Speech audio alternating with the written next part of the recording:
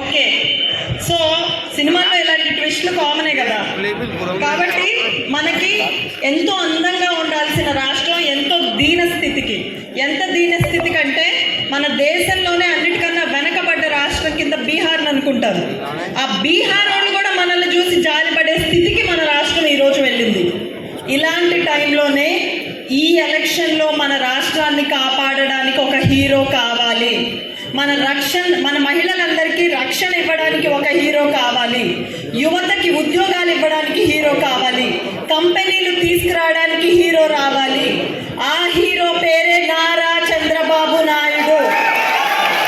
ఈరోజు మనందరి అదృష్టం ఆ హీరోకి తోడు ఇంకొక ఇద్దరు హీరోలు తోడయ్యారు. పవన్ కళ్యాణ్ గారు, నరేంద్ర మోదీ గారు.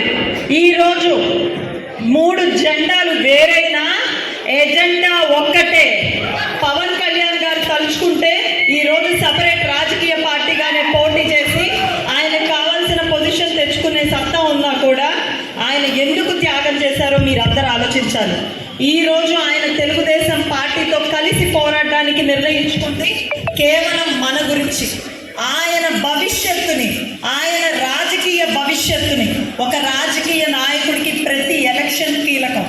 అలాంటిది పవన్ కళ్యాణ్ గారు ఈ రాజకీయ ఎలక్షన్ని ఎందుకు త్యాగం చేశారో మనందరం ఆలోచించాలి. ఆయన రాజకీయ భవిష్యత్తుని ఈ ఎలక్షన్కి త్యాగం చేసింది మనందరి భవిష్యత్తు కోసం, మన రాష్ట్ర భవిష్యత్తు కోసం. అంత పెద్ద నాయకులే మన కోసం త్యాగం చేస్తున్నప్పుడు వాళ్ళకేం పర్వాలేదు. ఈ ఎలక్షన్ ఓడిపోతే చక్కగా వాళ్ళు జీవితాంతం కూర్చొని తినగలిగేంత ఆస్తులు ఉన్నాయి. వాళ్ళు కష్టపడి సంపాదించుకున్నారు. వాళ్ళందరూ కష్టపడుతుంది మన కోసం. మన కోసం వాళ్ళు అంత కష్టపడుతుంటే మన కోసం మనం ఎలా నిలబడాలి అన్నది మనం అందరం ఈరోజు తెలుసుకోవాలి. అదేవిధంగా ఇంకా మన అమలాపురం విషయానికి వస్తే, అమలాపురం నుంచి జిఎంసి బాలయోగి గారిని గెలిపించిన ప్రాంతం మీది.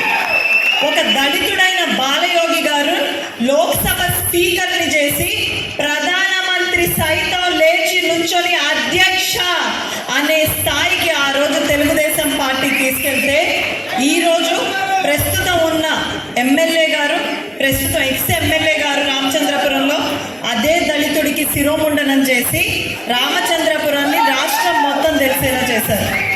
మీ ఊరి పేరు ఎలా వినపడాలి, ఒక అద్భుతమైన లోక్సభ స్పీకర్ని ఇచ్చిన ఊరిగా నిలబడాలా, లేదంటే రాష్ట్రం మొత్తం తలదించుకునేలా చేసే ఒక లీడర్ని మీరు ఇవ్వాలా? మీ ఊరి పేరు ఎలా నిలబడాలో నిర్ణయించేది మీరు ఎన్నుకోబోయే లీడర్. కాబట్టి మీరు ఎన్నుకోబోయే లీడర్ని మీ ఊరికి, మీ భవిష్యత్తుకి ముడివేసి చూడండి. మీరు ఓటు సరైన వాళ్ళకి మాత్రమే వేస్తారు. మన సుభాష్ అన్న ఒక 10 వేకెన్సీస్ ఉన్నాయనుకోండి, కంపెనీలో 15 మంది జాబ్కి పోటీ పడుతుంటే 10 వేకెన్సీస్లో మనకి జాబ్ వస్తే ఈజీ. 2 వేకెన్సీస్ ఉన్నాయి అనుకోండి, ఆ 15 మందిలో జాబ్ కొట్టిన వాళ్ళని ఏమంటాం? టాపర్ అంటాం. అలాంటిది 175 స్థానాలు, 3 పార్టీలు, అంత టైట్ కూటమి పోటీలో కూడా సీటు కొట్టిన నాయకుడు మన సుభాష్. ఇప్పుడు దాకా మనం చెప్పుకున్న నాయకుడు నారా చంద్రబాబు నాయుడు గారే గుర్తించి, ఆయన సత్తాని గుర్తించి ఇచ్చారంటే మనకి ఏమాత్రం అనుమానం అక్కర్లేదు. మనకి ఇచ్చింది సుభాష్ అన్నని మాత్రమే కాదు, రామచంద్రపురానికి 40 ఏళ్ల భవిష్యత్తుని మనకి చంద్రబాబు నాయుడు గారు ఇచ్చారు. అదేవిధంగా అన్న, మిమ్మల్ని గెలిపించుకుంటే మమ్మల్ని మేము గెలిపించుకున్నట్టే. ఇందాక నేను చెప్పినట్టు మీరు మాలాంటి యువతగా ఉండి ఎంతో పోరాడి ఒక సేవ చేయాలనే గుణంతో ఈరోజు రాజకీయాల్లోకి వచ్చారు. మాలాంటి యువకులందరినీ కూడా రేపు రాజకీయాల్లోకి తీసుకొచ్చేది మీలాంటి నాయకులే. మిమ్మల్ని గెలిపించుకుంటే మమ్మల్ని మేము గెలిపించుకున్నట్టే.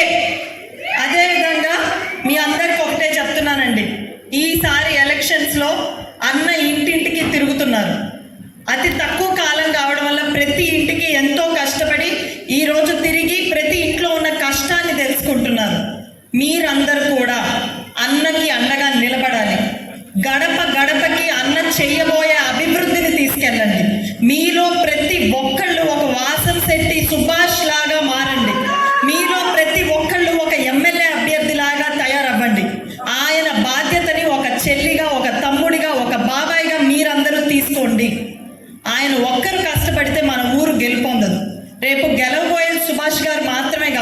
రేపు గెలవబోయేది రామచంద్రాపురం. రామచంద్రాపురాన్ని గెలిపించుకోవాలంటే మనం అందరం కలిసి పనిచేయాలి. మనం ఇంట్లో కూర్చుందాం, మనం ఒక్క ఓటు వేద్దాం అనుకుంటే సరిపోదు. మనం అందరం ఆ బాధ్యత తీసుకొని ఆయన తరపున, ఆయన వెనక, ఆయనకు అండగా నిలబడితేనే మనం ఈ ఎలక్షన్ గెలుస్తాం. అర్థమైంది కదా మీ అందరికీ? ఇప్పుడున్న ప్రస్తుత ఎమ్మెల్యే గారిని చూద్దాం. ఇప్పుడు మన ప్రస్తుత ఎమ్మెల్యేని లాస్ట్ టైం మీరు గెలిపించుకునేందుకు అభివృద్ధి చేస్తారని, అంతేనా? అభివృద్ధి చేయడం పక్కన పెట్టి వాళ్ళని వాళ్ళు అభివృద్ధి చేసుకున్నారు. ఎక్కడైనా మంచి పనులు చేస్తే పెద్ద పేరు వస్తుంది అంటారు. చెల్లుబోయిన శ్రీనివాస వెంకట గోపాలకృష్ణ అన్న పెద్ద పేరుంది, కానీ పనులు పెద్దగా ఏం చేయలేదంటగా. నాకు తెలీదండి, బయట టాక్, అంతేనా? కాబట్టి మీరందరూ అర్థం చేసుకోవాలి. నిజంగా ఈ ప్రాంతానికి ఆయన అభివృద్ధి చేస్తే ఈరోజు అధికారులు ట్రాన్స్ఫర్ అయినట్టు అభివృద్ధి చేసిన నాయకుడిని ప్రజలు ఎందుకు వదులుకుంటారండి? ఎందుకు ట్రాన్స్ఫర్ చేశారో మీరు అందరూ ఆలోచించాలి. రేపు వచ్చే ఈ రోజు నుంచున్న నాయకులు ఇక్కడే ఉంటారు అన్న నమ్మకం మీకు ఎవరికైనా ఉందా? అలాంటప్పుడు మనలో ఒకడు, మనందరి వాడు, మన సుభాష్ అన్నని గెలిపించుకోవడానికి మీరు అందరూ చేయి కలపాల్సిందిగా నేను మనస్ఫూర్తిగా కోరుకుంటూ, అన్న మీరు ఎమ్మెల్యే అవ్వడం ఈ ప్రాంత ప్రజలకు ఎంత అవసరమో, ఇక్కడ ఉన్న వాళ్ళకి ఎంత అవసరమో నాకు తెలియదు, కానీ నాకు మాత్రం ఖచ్చితంగా మీరు ఎమ్మెల్యే అవ్వాలని మనస్ఫూర్తిగా బలంగా కోరుకుంటున్నాను అన్న. ఎందుకంటే రాజమండ్రి నుంచి రామచంద్రపురం వచ్చే లోపల ఈ రోడ్డు ఉంది చూశారు, ఆ రోడ్డు వల్ల నడుము విరిగిపోయినా కూడా ఆశ్చర్యపోవక్కర్లేదు, అంత దారుణమైన రోడ్లు. మీరు ఎమ్మెల్యే అయిన వెంటనే మొదట మాత్రం రోడ్లు బాగు చేసుకోండి, తర్వాత టూరిజం హబ్గా మనం ఈ ఊరిని మార్చుకుందాం. అంతేకాకుండా మీరందరూ ముఖ్యమంత్రి గారి ప్రసంగాలను ఫాలో అవుతుంటారండి. ఈ మధ్య ఏదో మండదా అన్నట్టున్నారు కదా, అన్నారా? మండదా అన్నారా మన ముఖ్యమంత్రి గారు? ఈ మధ్య అన్నం పెట్టే అన్న క్యాంటీన్లను తీసేస్తే మండదా అన్నా? కానుక, రంజాన్ తోఫా, క్రిస్మస్ కానుక తీసేస్తే మండదా చెల్లి? ఒక బిడ్డ స్కూల్కి అమ్మ ఒడి ఇచ్చి రెండో బిడ్డని కూలికి వెళ్ళమంటే మండదా అక్క? కరెంటు ఛార్జీలు 7 సార్లు పెంచితే మండదా అవ్వ? ఆర్టీసీ బస్ ఛార్జీలు 3 సార్లు పెంచితే మండదా తాత? అదేవిధంగా ఒక మహిళ గొంతుకు వస్తే ఈ రోజు కూడా న్యాయం జరగకపోతే మండదా చెల్లి? అంబేద్కర్ విదేశీ విద్యను తీసేస్తే మండదా తమ్ముడు? భూములు ఇచ్చిన రైతుల్ని కడుపులో కొడితే వాళ్ళకి కడుపు మండదా? ఆ అన్నపూర్ణ ఆంధ్రప్రదేశ్కి ఈ రోజు రాజధాని కూడా లేకుండా చేస్తే ఆంధ్రులందరికీ మండదా? రోజుకు 18 గంటలు కష్టపడి యువత భవిష్యత్తు కోసం, రాష్ట్రం కోసం, రాష్ట్రంలో ఉన్న యువత భవిష్యత్తు కోసం నిరంతరం కష్టపడే మా బాబు గారిని 53 రోజులు ఏ తప్పు చేయకుండా జైలు గోడల మధ్యలో నిర్బంధిస్తే మాకు మండదా అని నేను అడుగుతున్నా. ఇది ఇలా మండుతున్న వాళ్ళు ఎంతమందో రాష్ట్రంలో ఉన్నారు. రేపు మే 13న మండే ఎండల్లో కడుపు మంటలతో వెళ్ళి రేపు అసలైన బటన్ వాళ్ళు నొక్కుతారు. సైకిల్ గుర్తుకి రేపు నొక్కబోయే బటన్ దెబ్బకి ఈ రాష్ట్రంలో, ఏపీలో ఉన్న కష్టాలన్నీ తీరిపోయి ఈ మంట చల్లారేది ఆ రోజు. కాబట్టి రాష్ట్రంలో ఉన్న ప్రజలు ఏమి ఇబ్బంది పడుతున్నారో తెలుసుకోండి. నిజంగా మండుతుంది మా అందరికీ, నిజంగా మండుతుంది ఆంధ్రప్రదేశ్ యువతకి ఉద్యోగాలు లేక, నిజంగా మండుతుంది ఆంధ్రప్రదేశ్ యువత తల్లిదండ్రులకి ఆ బిడ్డలని కళ్ళెదురు అలా చూడలేక. కాబట్టి ఆ విషయం గ్రహించాలని కోరుకుంటూ, ఈ రాజకీయాలన్నీ పక్కన పెడితే యువత మీరందరూ ప్రత్యేకంగా ఆలోచించాల్సింది ఏంటంటే, మన రాష్ట్రం చాలా క్లిష్ట పరిస్థితుల్లో ఉంది. ఈ ఎలక్షన్ జరగబోయేది 2 పొలిటికల్ పార్టీస్ మధ్య కాదు. ఈ ఎలక్షన్ జరగబోయేది మన రాష్ట్రం తరతరాలకి ఉండాలా లేదా మ్యాప్లోనే లేకుండా పోవాలా అన్న విషయాన్ని డిసైడ్ చేసుకోబోయే ఎలక్షన్ ఇది. ప్రతి ఒక్కళ్ళు ఆలోచించండి. భగత్ సింగ్ అందరికీ తెలుసు కదా. భగత్ సింగ్ గారు స్వాతంత్రోద్యమంలో పోరాడే నాటికి, ఆయన చనిపోయే నాటికి ఆయన వయసు 23. ఆయన ఆ రోజు స్వతంత్రం తీసుకురావాలి అన్న డెసిషన్ తీసుకోబట్టి ఆయన స్వతంత్రాన్ని తీసుకురావడానికి ఆయన ప్రాణాలను త్యాగం చేశారు. కాబట్టి మనం కూడా ప్రాణత్యాగాలు ఏం చేయక్కర్లా.